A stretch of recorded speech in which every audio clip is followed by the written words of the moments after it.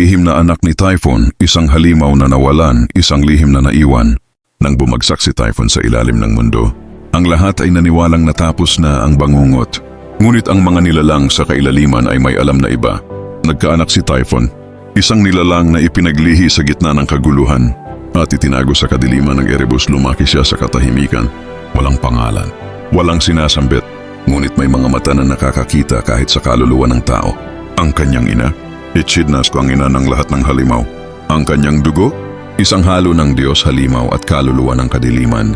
Wala siyang mukha sa mga alamat, wala siyang estatwa, pero ang kanyang mga bulong ay nasa likod ng bawat trahedya, pagkakanulo at bigla ang pagguho ng mga kaharian. Kung hindi mo ako kikilalanin sa liwanag, kikilalanin mo ako sa bangungot mo. Habang abala ang mga Diyos sa digmaan laban sa mga Titan, isang itiman ng ulap, mas madilim pa sa gabi, ay kumalat sa mga lungsod ng tao.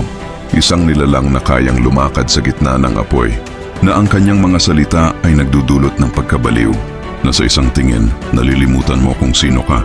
Nagpakita siya sa Olympus, hindi para lumaban, kundi para paalalahanan. Ako ang bunga ng inyong kasalanan, at ako ang magiging huli niyong pagkakamali. Pinagtulungan siya ni na Apollo, Athena at Artemis, ngunit hindi nila matukoy ang anyo niya. Minsan siyang diyosa, minsan batang lalaki, minsang isang aninong walang laman. Bakit? Dahil hindi siya basta anak.